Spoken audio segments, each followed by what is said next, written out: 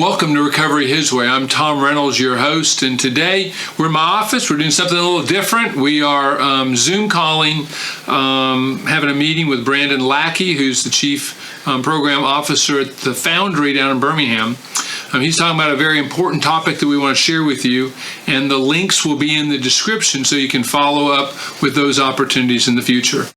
I'm here today with Brandon Lackey. Brandon is the Chief Program Officer for the Foundry and also the Executive Administrator for AKRAM, which is Alabama Association of Christian Recovery Ministries. Brandon and I have known each other for a good while, primarily through AKRAM, and have also worked alongside each other through that and with the Foundry efforts.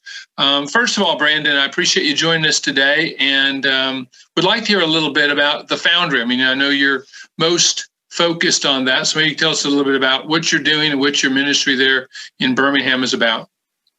Yes, Tom. Thank you for the opportunity to join you on the podcast today. We have worked together for a long time. It's becoming longer and longer. But my beard was not quite as white when I first met you. Nor as long. Nor as long. So, yes, the Foundry Ministries has been home for my ministry now for 7 years. Prior to that, I was with another faith-based recovery program for 12. So I'm staring at about 20 years of recovery ministry work here in Alabama. But the Foundry is where I call home. It's where I'm an appointed minister, and we work with men, women, families who are struggling with life-controlling problems. We're a Christ-centered recovery program, much like His Way. And we're located on multiple campuses in several counties here in central Alabama. We have a men's and women's recovery program in Bessemer. We have a men's recovery program in Coleman. And we run a homeless transitional housing ministry in North Birmingham. Mm-hmm.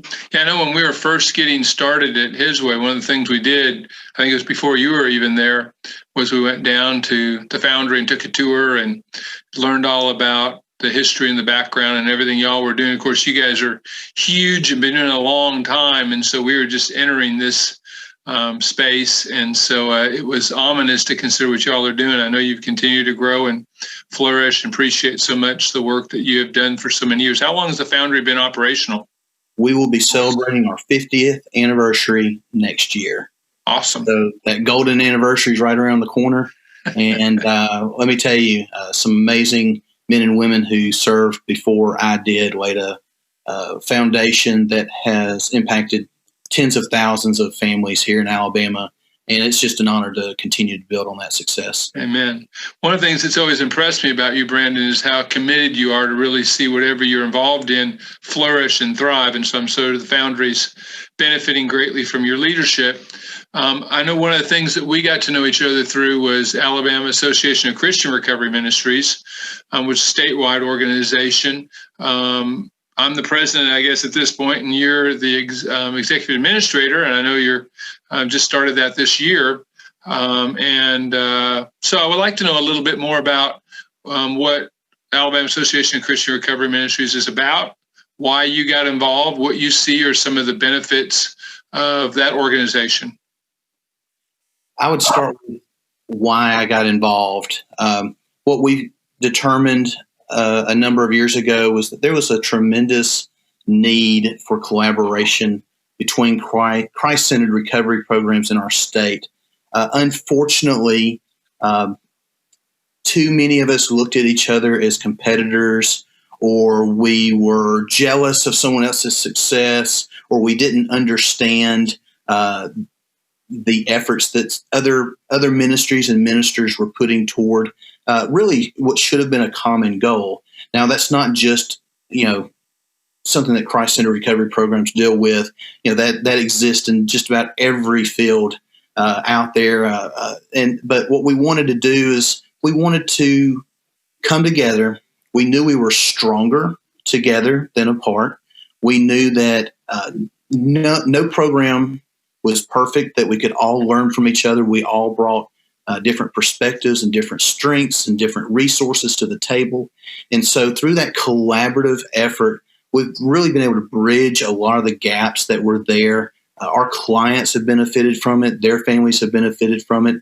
And I think recovery as a whole in the state of Alabama has really taken several huge steps forward than just a few years ago, not only amongst ourselves, but with other agencies, other recovery providers who might not be Christ-centered, and even bridging the gap between treatment and clinical treatment service providers and recovery service providers like ourselves. And so the influence of AKRAM has really grown exponentially in that area, building credibility with our individual programs, but I would say more the Christ-centered recovery community as a whole.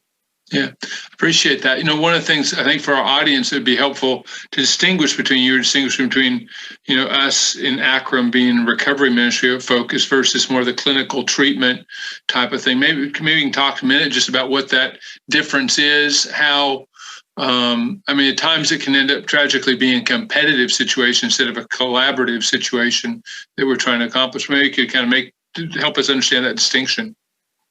Well, I think the easiest way to describe the difference between a recovery program like the Foundry or His Way or one of the many wonderful recovery programs in our state is that we diagnose, we don't prescribe, and we don't treat from a medical point of view addictions per se. What we can do is come alongside and care for people who are struggling with life-controlling problems.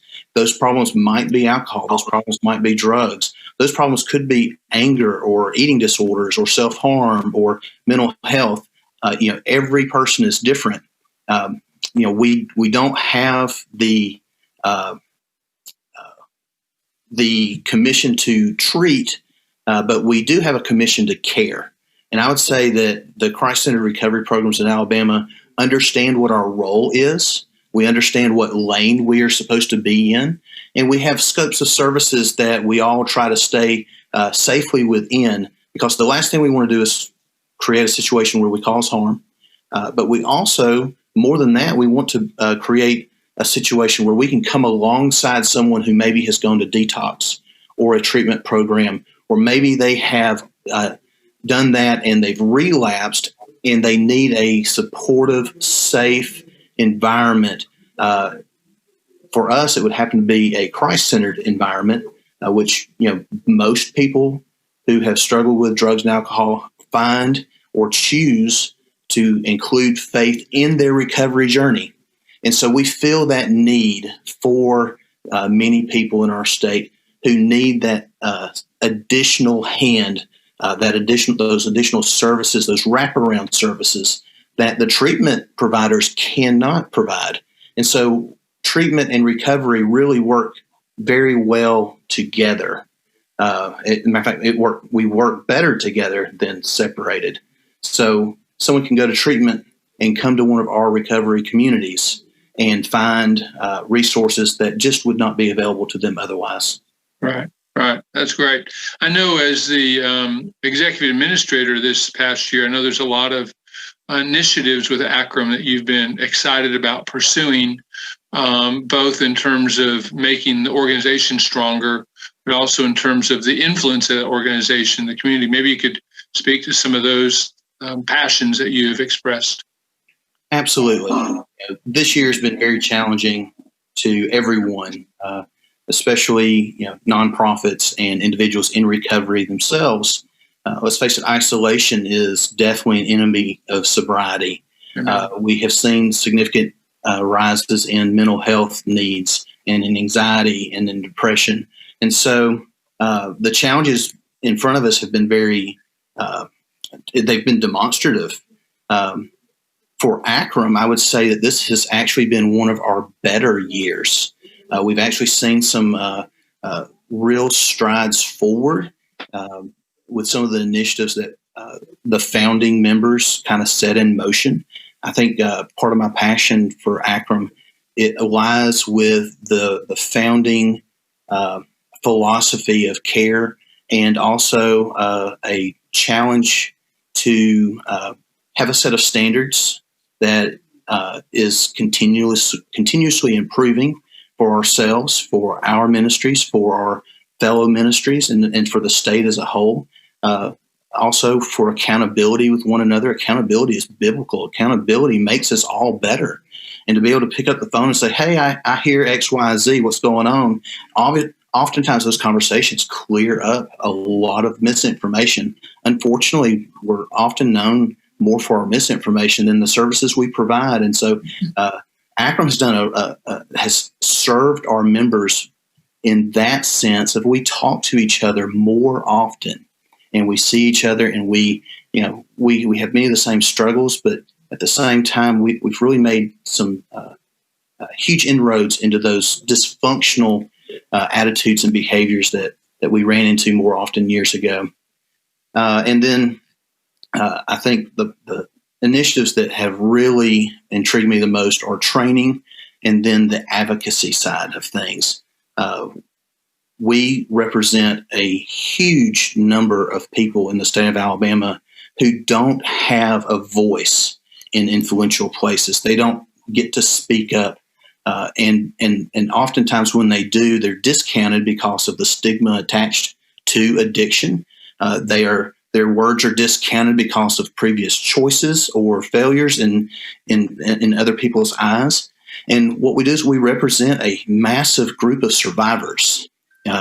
And so I think that one of AKRAM's strengths is our advocacy, being able to speak up for our program participants amongst ourselves and with clinical treatment providers as well, but also in Montgomery and in Washington, D.C.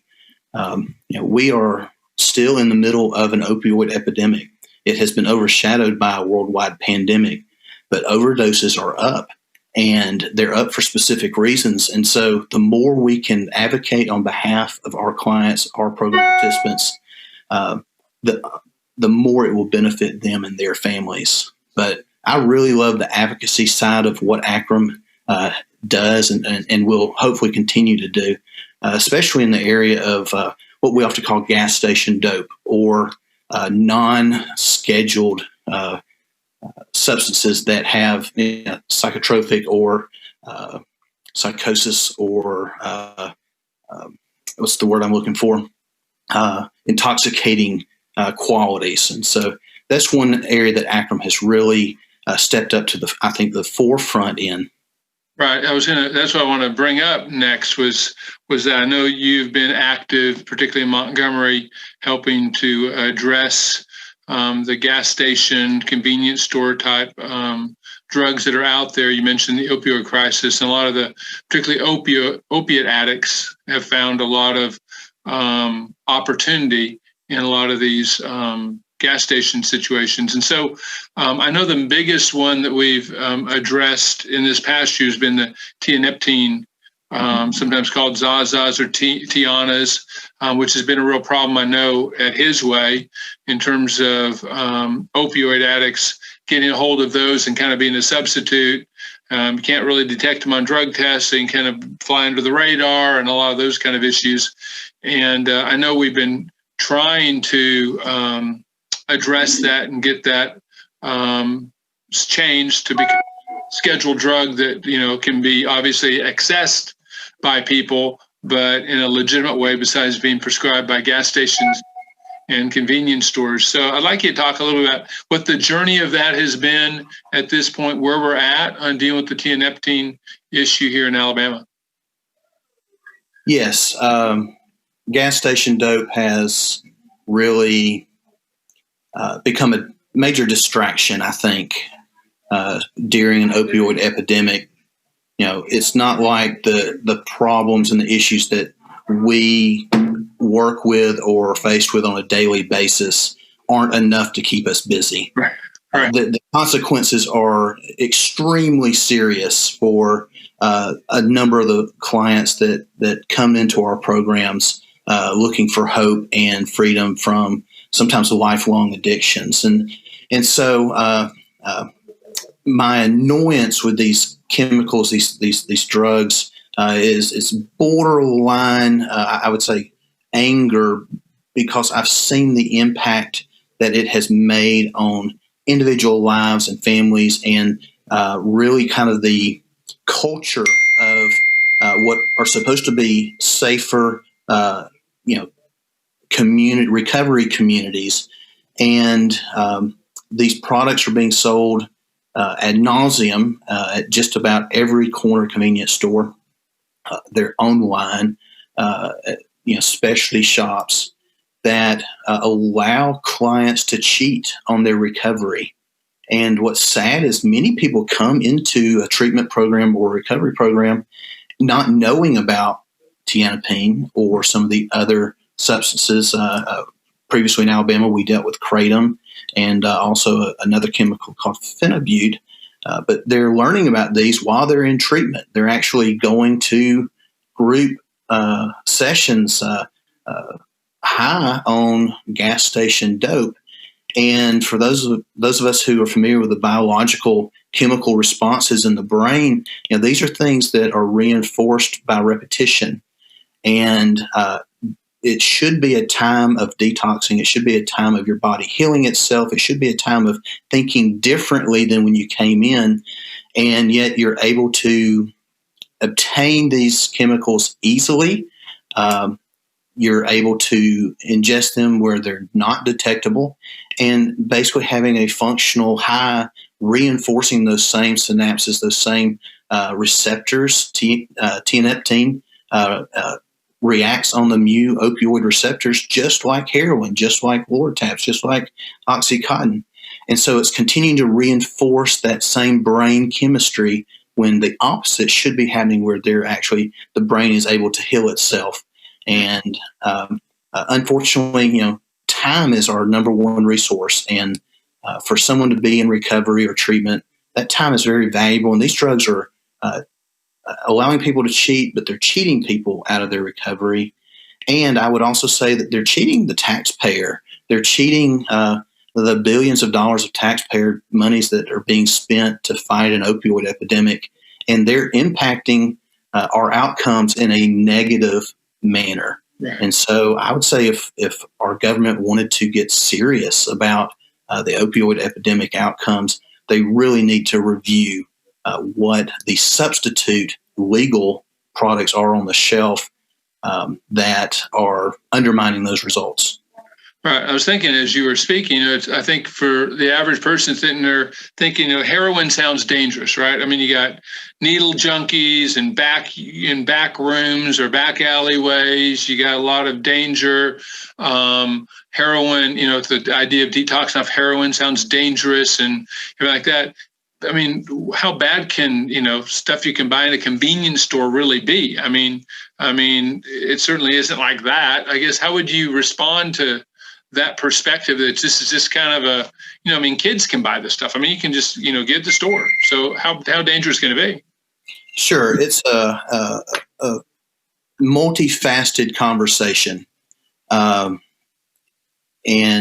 we're definitely not going to resolve that today.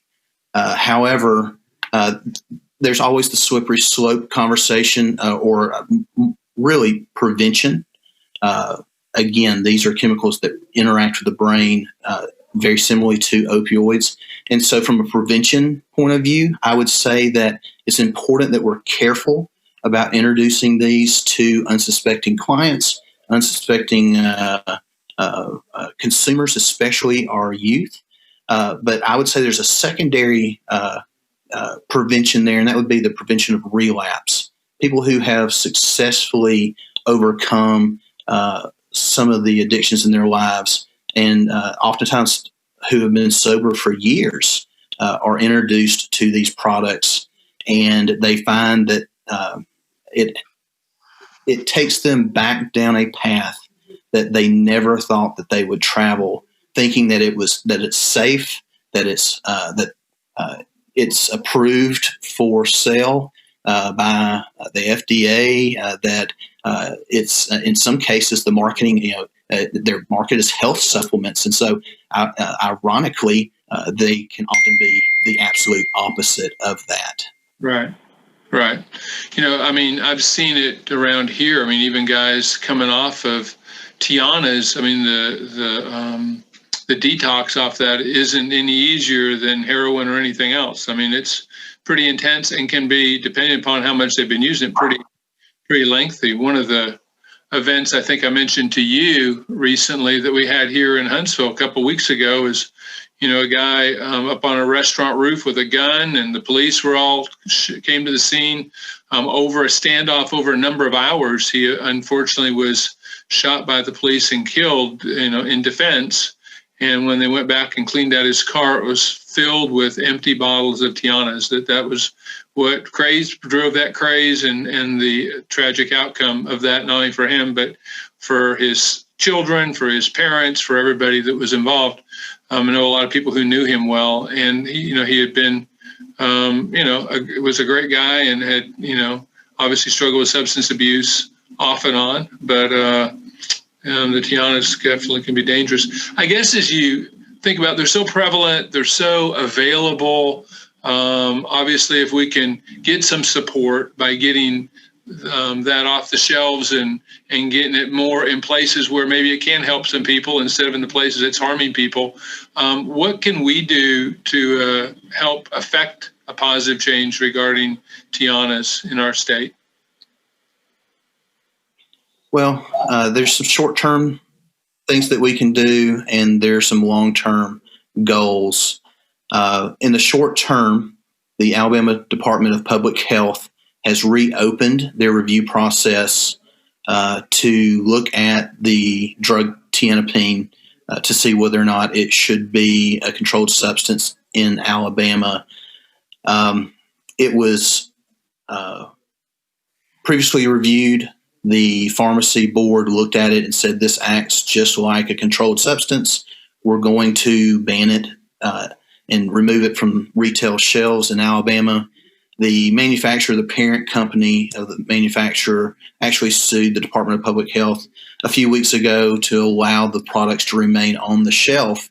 The issue, that we have is not with one brand. It's with the tianapine itself. The FDA has called it an adulterant. It's not a legal additive, and it should not be on the shelves, period. The problem is that the FDA does not have the ability to monitor, to have the oversight, and to actually prosecute the cases, and the industry knows it. And so what we can do in the short term is if someone's watching, they could go to AKRAM's website, AACRM.net. There is a link, a button that you can click where you can email the Alabama Department of Public Health and ask them to schedule tianapine or ban tianapine again. And that's the process that we're on. The public health or the public comment period will run until, I think, January 4th, if I remember correctly. And, they're hearing from the gas station owners. They're hearing from people who stand to make a tremendous profit off of these products, and they are tremendously profitable.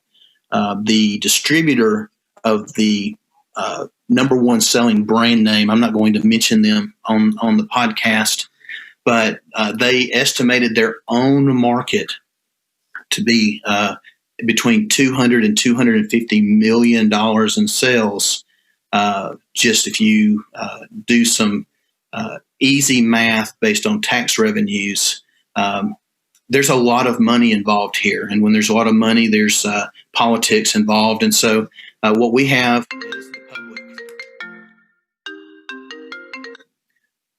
I apologize for that. I was getting on my soapbox and the bell rang.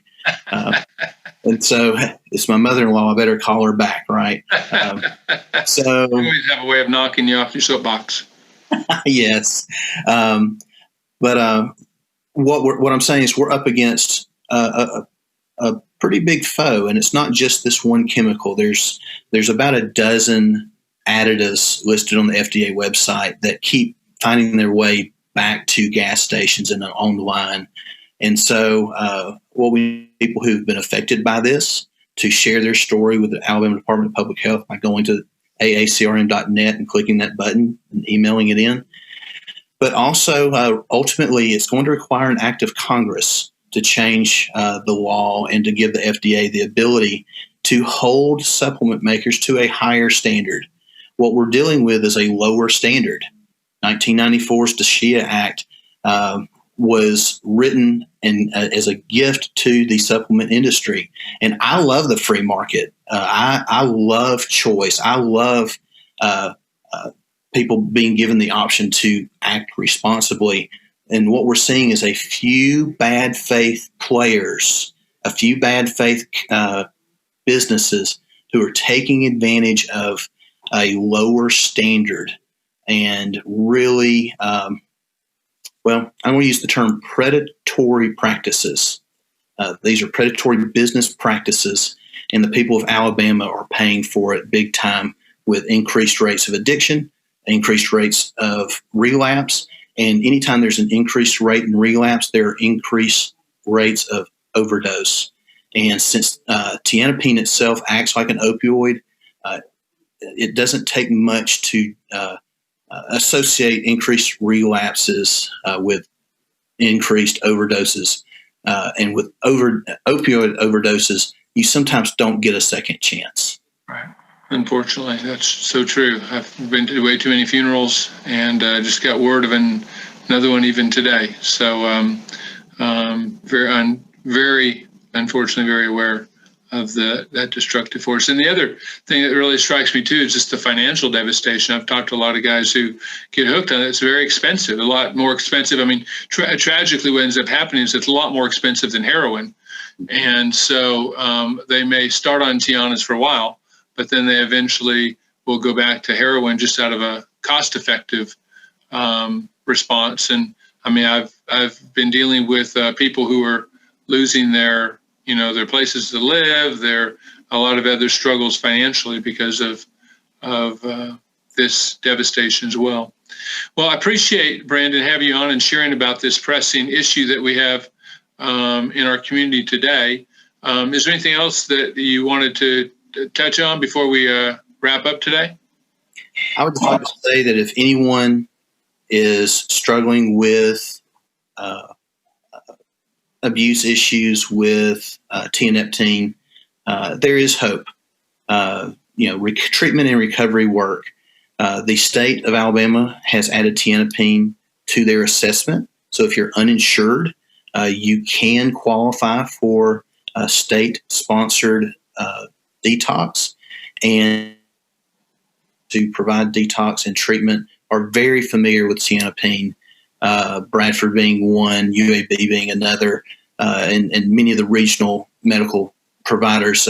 They understand how difficult the withdrawal symptoms are from this particular drug, and their teams can help you through the worst of that, get you back to a healthier you, where you can either come to a program like His Way or the Foundry for continued recovery, community, and services, or to get your life back on track and be the parent that God has called you to be, the employee God has called you to be, the son or daughter that God has called you to be.